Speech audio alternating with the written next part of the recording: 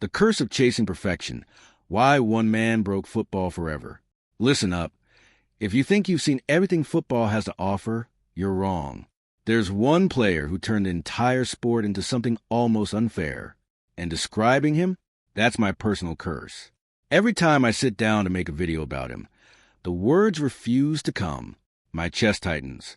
My fingers freeze. Because no matter how hard I try, everything feels already said. How do you explain a player who doesn't just play the game? He is the game, not a human, not an athlete. Something else entirely. Call him genius, call him alien, call him beast, none of it fits. This man devours opponents on the pitch like it's personal. He's the father, the destroyer, the final boss. And yet, after 20 years of magic, we're still scrambling for new ways to talk about him. You can't judge him by stats alone. That's the trap. Every major record in World Cup history sits at his feet. Highest goal scorer, joint highest assist king alongside legends of the past, the most successful dribbler, the creator of the most chances, the king of progressive actions and key passes. He owns the most column in almost every category that matters. But numbers don't capture the feeling when you watch him. This is the pinnacle, the living embodiment of what football was always meant to be. If someone in your life still believes there's anyone above him right now, just stop talking football with them. They don't get it. At nearly 39 years old, heading into his 6th World Cup, he delivered a hat trick in the opening match, then a brace in the second. Pure, unfiltered dominance. Not because he had something left to prove, but because he finally stopped caring about proving anything. He just wants to enjoy the game again. That 2022 triumph wasn't just Argentina's victory. It was football's gift.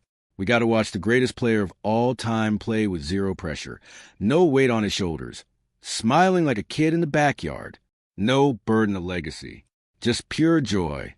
And that's the scary part. He's already done everything. He can do whatever he wants now, and the world will still watch in awe. That's why I made myself a promise at the start of this tournament.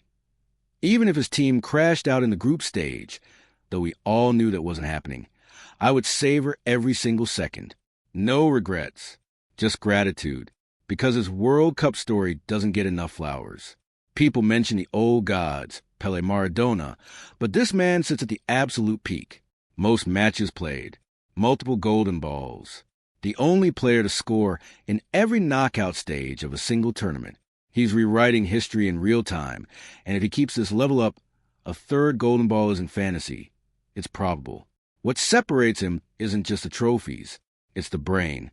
Even last night against a fired-up German side that came with a brutal high press, he looked like he was playing chess while everyone else played checkers. Germany overloaded the midfield, squeezed every passing lane, and left almost no space for progression. They marked him with multiple bodies, cut off the inverted fullbacks, and forced long balls at their aggressive backline, gobbled up. Argentina looked uncomfortable for long stretches, exactly what the opponent wanted, but he solved it in real time. While the entire team moved in one coordinated wave during transitions, he drifted in the opposite direction. He reads the opponent's defensive shape like an open book. He creates pockets of space by doing the unexpected, stopping when others sprint, accelerating when others hesitate.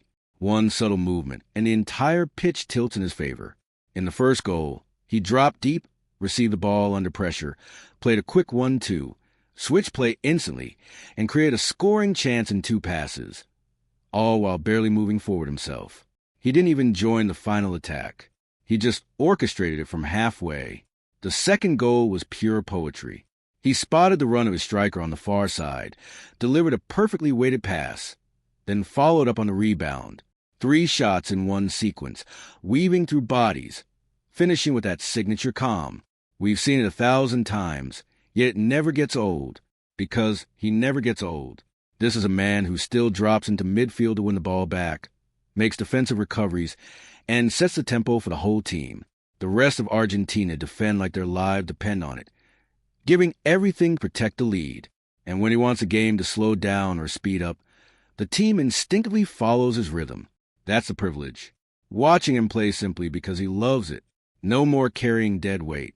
No more proving doubters wrong. Just football in its purest form. I don't care who lifts the trophy at the end. My World Cup is already won. Every time I see him glide across that pitch, reading the game 3 steps ahead, creating magic out of nothing, I remember why I fell in love with this sport. He doesn't just play it. He elevates it. He reminds us what's possible when talent meets obsession meets joy. And if you're busy with life, job, family, whatever, drop everything for a moment when he's on the ball. Trust me, you don't want to miss a single second of this final chapter. Because when this man finally walks away, football will never be the same.